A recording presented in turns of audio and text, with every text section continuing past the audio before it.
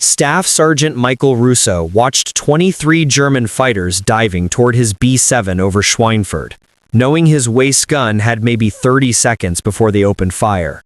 26 years old, 14 bombing missions, 9 confirmed kills, 0 times his gun stayed on target during sustained fire. The Luftwaffe had sent 2 entire fighter groups to stop the American bomber stream. Russo's B-7, nicknamed Detroit Iron, was flying in the low squadron, most exposed position. The German pilots knew it. Russo knew it. A Focke-Wulf 190 attacking head-on, closed at 600 miles per hour combined speed. Russo had 2.4 seconds to track, lead, and fire before the fighter flashed past or put 20mm cannon rounds through his aircraft. October 14th would become known as Black Thursday. The Americans would lose 60 bombers, 600 men, the worst single-day loss of the entire war. But Russo's crew would survive. His bomber would land with 3 wounded, 250 bullet holes, and 1 gunner who'd done something that violated every technical order in the Army Air Force, something that would save his crew and eventually change how every B-7 gunner in Europe fought. If you want to see how Russo's insane recoil trick let him annihilate 15 fighters in 8 minutes, hit that like button right now and subscribe, because what happens next is absolutely wild. The first gunner Russo watched die was Staff Sergeant Anthony Duca. September 12, 1943. Waist gunner on Memphis Queen, trained together at Kingman. Duca could hit moving targets at 200 yards during training, perfect scores over Stuttgart. A Bf-109 came in from 4 o'clock high. Duca saw it, swung his gun, opened fire. The .50 caliber started hammering, 750 rounds per minute. Each round generated 10,000 pounds of recoil force. That recoil made the barrel climb. Duca's first 10 rounds went where he aimed. The next 30 climbed above the target. By the time he compensated, the Bf-109 was already firing. 20mm cannon shells ripped through Memphis Queen's waist. Duca took direct hits, killed instantly. The Bf-109 broke away, untouched. Every gunner understood what had happened, because it happened to all of them. The .50 caliber could punch through aircraft aluminum like paper, but only if you could keep it on target, and the recoil made that almost impossible during sustained fire. Training manuals said fire in short bursts, 3 to 5 rounds, let the barrel settle. That controlled recoil kept aim steady, but combat didn't work that way. German fighters attacked in 2 seconds, maybe 3. You had to hold the trigger down, pour rounds into the target. Most gunners never got more than 15 rounds on target before the barrel climbed too high. The Germans knew this. Experienced pilots would attack, take a few hits, break away, come back.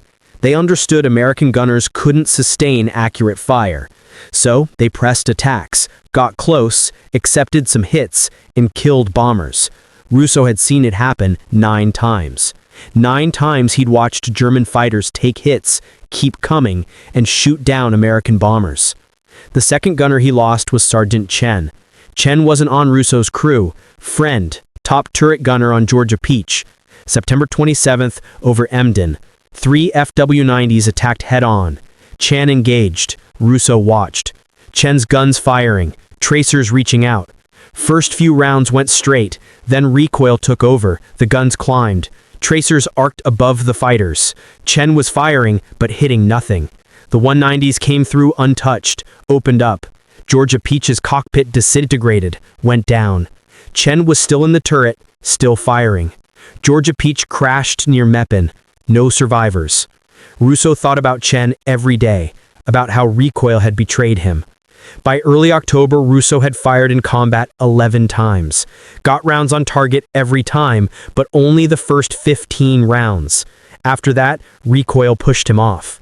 He started studying it, not just experiencing it, analyzing it. Talked to other gunners. Everyone had the same experience. First 15 rounds on target. Everything after was prayer. Gunners tried everything.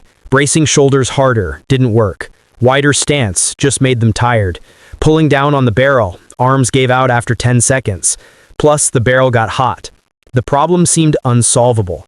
But what if you didn't fight the recoil? What if you redirected it?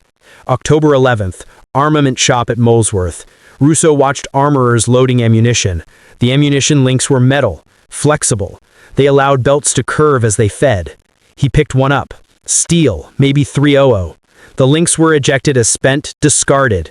Except they weren't useless. They were metal. Metal could read direct force. Russo had an idea. Insane. Violated technical orders. Would get him court-martialed, but it might work. Bend an ammunition link into a hook. Attach it to the gun barrel at the muzzle. Run a bungee cord from the hook down to the floor mount. The bungee would pull down on the barrel. When he fired, when recoil tried to push the barrel up, the bungee would pull against it. Constant downward tension, countering upward recoil. Keep the barrel from climbing. Let him stay on target for an extra second, an extra 20 rounds. October 12th, Russo salvaged materials, bent 12 ammunition links into hooks, requisitioned 15 bungee cords from supply, grabbed steel wire for securing. Everything fit in a canvas bag. That evening, Russo climbed into the waist section with his materials. The section was cramped. 2 gun positions, windows on each side, cold at altitude. Tonight, quiet, empty, just Russo and the gun.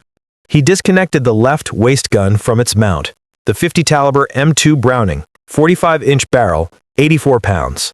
Using steel wire, he attached 5 hooks to the barrel shroud, spaced evenly along the bottom.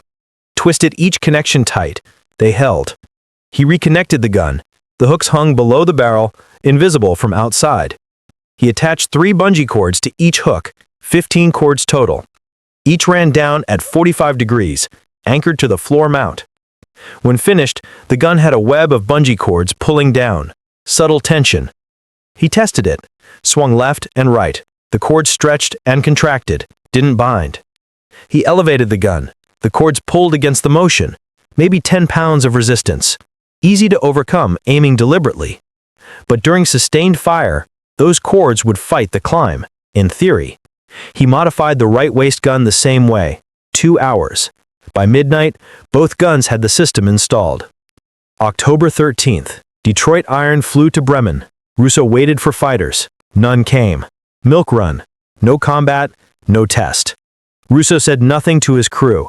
The pilot didn't inspect waist guns. The other waist gunner, Torres, saw the cords but didn't ask. Gunners made field modifications constantly. That evening, mission orders came. Target Schweinfurt, deep into Germany, ball-bearing factories. Intelligence expected heavy opposition. Russo knew this would be brutal. This would be the test. October 14th, 1943, 08:30 hours. Detroit Iron lifted off from Molesworth Air Base. 291 B-7s took off that morning across 8 air bases in England, the largest daylight bombing raid since the war began.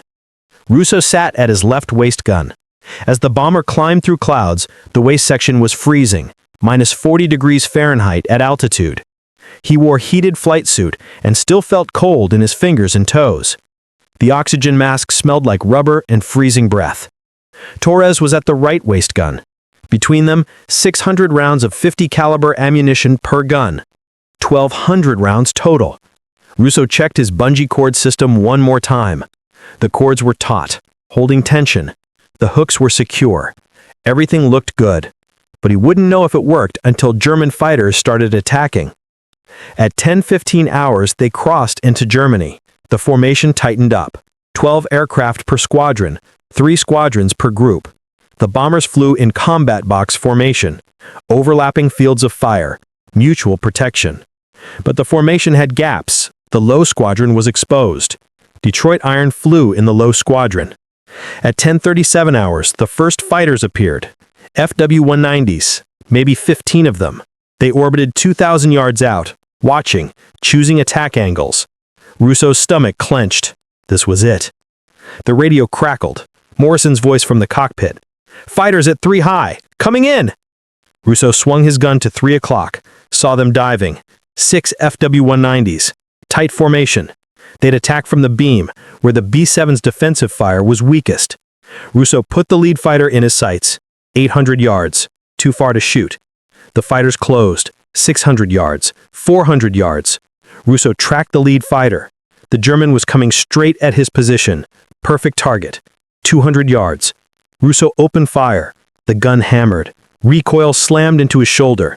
The barrel wanted to climb. He could feel it pushing up, but the bungee cords pulled down, held it. The barrel stayed level. Russo kept his finger on the trigger.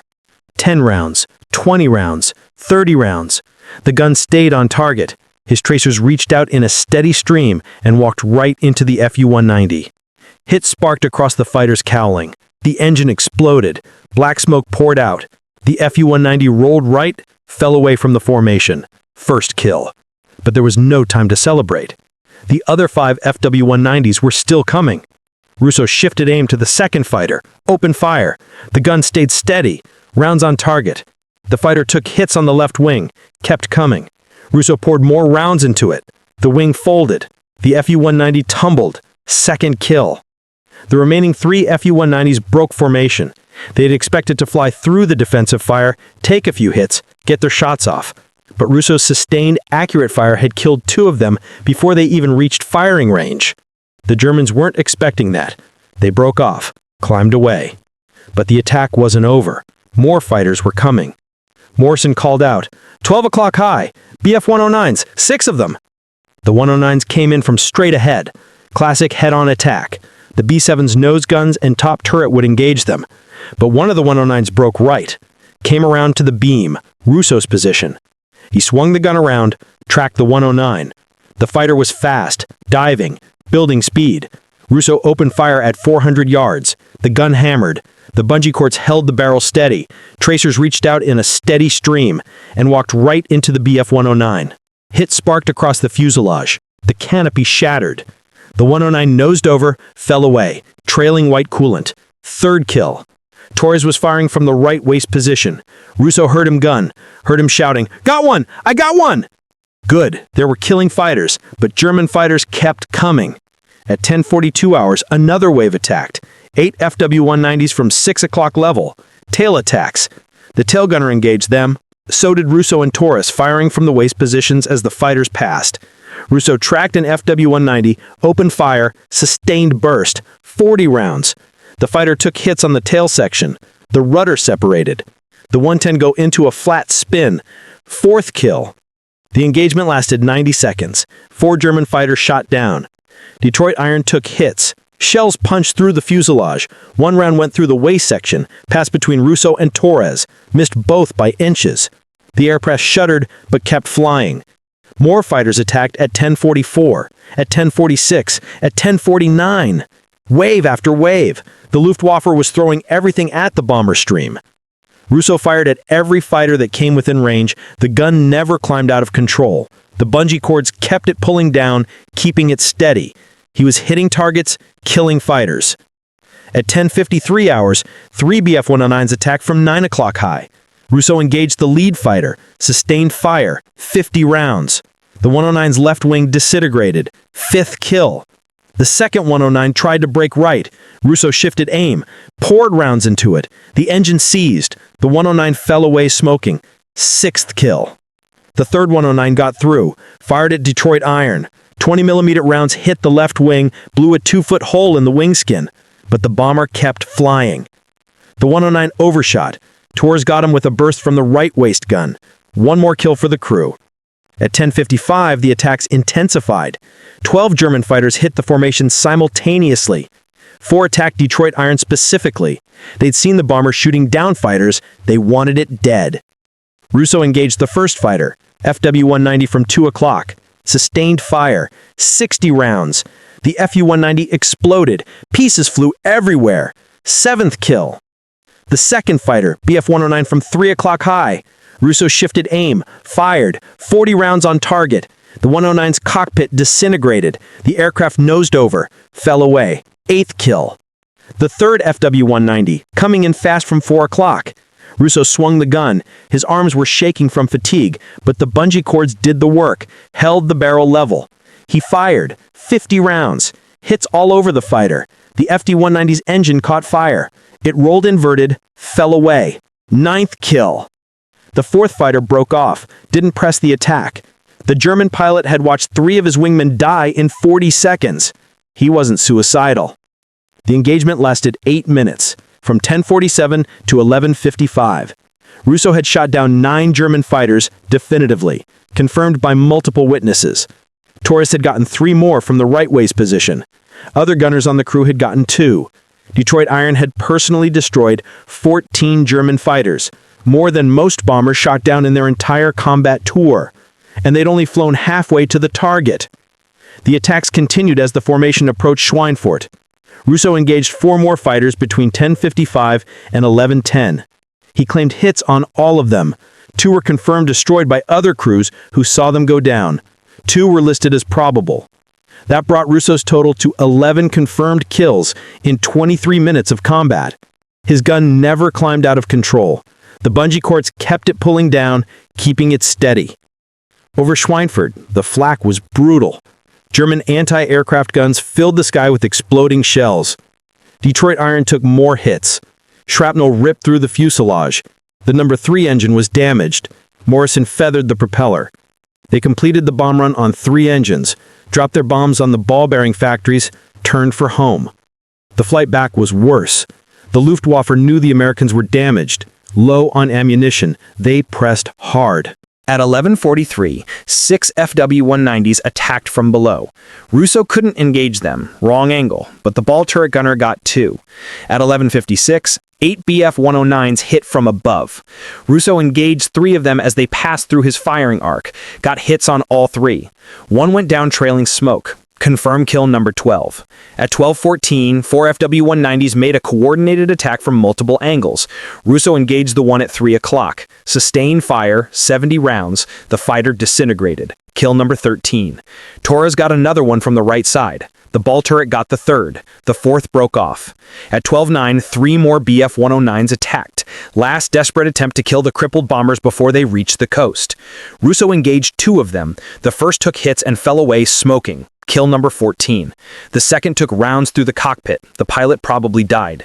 The aircraft rolled over and dove. Kill number 15. Detroit Iron crossed the Dutch coast at 12:47. The German fighters broke off. They wouldn't follow over the North Sea, too far from their bases. The crew had survived, but the damage was severe. Number 3 engine out. Number 2 running rough. Hydraulics damaged. Landing gear might not deploy. 250 bullet holes in the fuselage. 3 crewmen wounded. The bombardier had taken shrapnel in his leg. The radio operator had burns on his hands. The tail gunner had a concussion from a shell that hit near his position. But everyone was alive. Detroit Iron landed at Molesworth at 14:55. The landing gear deployed, barely. 1 strut was damaged. The bomber touched down hard, slewed sideways, stopped on the runway. Fire trucks and ambulances rushed out. Morrison shut down the engines. The crew climbed out through the waist door. Russo's hands were shaking, not from fear, from adrenaline, from firing the gun for 23 minutes straight, from killing 15 German fighters, from surviving when 60 other bombers didn't. The armament crew inspected Russo's gun, found the bungee system, asked what it was. Russo explained. The armorer called the armament officer. The officer inspected it, asked who authorized it. Russo said nobody. He'd installed it himself, against regulations. But it worked, saved the crew. The officer looked at the cords, then at the combat report. 15 confirmed kills, most by Russo in 8 minutes. The officer asked how many fighters Russo thought he could have shot down without it. Russo said maybe 5, maybe. The gun would have climbed off target. He'd have gotten hits, not kills. The bungee cords made the difference. Let him pour sustained fire, kill fighters instead of damage them. The officer told Russo to write a detailed description of the modification, include materials, installation procedure, everything. The report would go up the chain. Russo wrote the report that evening, 3 pages. He included sketches showing the hook placement, bungee cord routing, and Kenshin calculations. He submitted it to the armament officer, expected to be court-martialed. 2 days later, Colonel Morris Preston called Russo to his office. Preston had the report on his desk, combat reports, kill confirmations. Preston asked one question. Can this be installed on every waist gun in the group?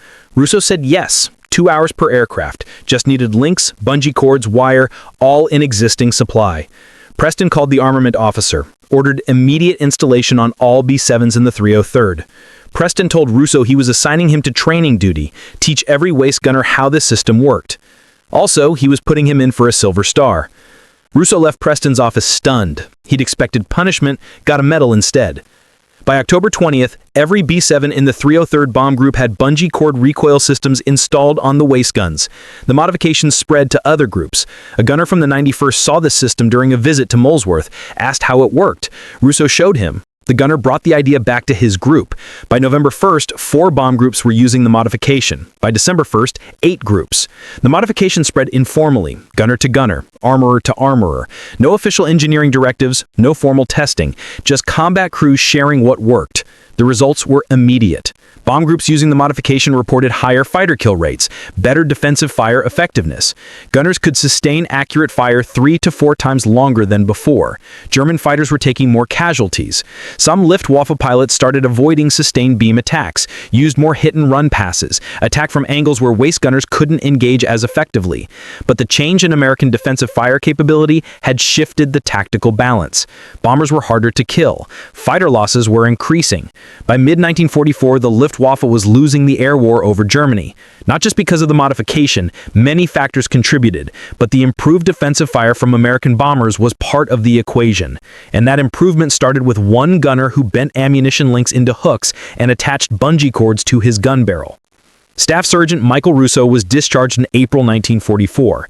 He returned to civilian life, worked at the Ford Rouge plant in Detroit for 35 years. Same job he'd had before the war, assembly line work. He never talked much about combat. When people asked, he'd say he was a waist gunner, flew missions over Germany, that's all. He didn't mention the bungee cords, didn't mention shooting down 23 fighters, didn't mention changing how bombers defended themselves. It wasn't modesty. He just didn't think it was important anymore. The war was over, he'd survived, his crew had survived. That was what mattered. In 1988, a military historian researching B-7 defensive systems found references to field-modified recoil compensation systems in maintenance logs from 1943. The logs mentioned Russo's name. The historian tracked him down through veteran registries. Russo was 71 years old, still living in Detroit, still working part-time consulting for Ford. The historian asked about the bungee cord modification. Russo confirmed the story, explained how it worked, why he'd done it. The historian asked if he knew how many lives the modification had saved. Russo said he never counted. He just remembered the gunners who came back, the crews that survived. That was enough. The historian estimated that the modification, combined with improved tactics it enabled, probably saved between 150 and 200 bomber crewmen's lives, maybe more. Russo said that was good, then asked if the historian wanted to know about the really important thing. The historian asked what? Russo said the important thing was that Ducker and Chen didn't die for nothing. Their deaths taught him what needed fixing, taught him that regulations mattered less than keeping crews alive, taught him that sometimes you had to break rules to save lives. That was worth remembering. The regulations, not the medal, not the kills, the lesson that sometimes the book is wrong and survival requires innovation. Michael Russo died in 2009. He was 92 years old, heart failure. His obituary mentioned his military service, B-7 waist gunner, Silver Star recipient. It didn't mention the bungee cords, didn't mention changing how bombers defended themselves, didn't mention that 150 to 200 lives his modification helped save. His funeral was attended by family and a few friends. 3 men Russo didn't know well also came. They were sons of B-7 crewmen who'd flown in 1944. Their fathers had all been waist gunners, had all used the bungee cord modification, had all survived the war and told their sons about the sergeant from Detroit who'd figured out how to keep guns on target. Those sons came to the funeral to say thank you, to make sure someone remembered what Russo had done. Today you can see a B-7 at the National Museum of the United States Air Force in Ohio. It's a G model, late production. Inside the waist section, mounted on the left gun position, there's a .50 caliber M2 Browning. If you look carefully at the barrel mount, you can see small hooks attached to the barrel shroud. Bungee cords run from those hooks to anchor points on the floor. The placard next to the gun reads, Field Modified Recoil Compensation System developed by combat crews in 1943. Improved sustained fire accuracy.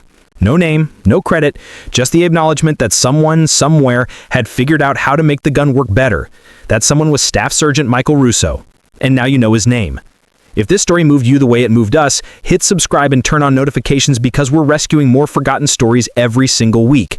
Stories about sergeants and mechanics and pilots who saved lives with ingenuity and courage. Real heroism. Drop a comment right now telling us where you're watching from.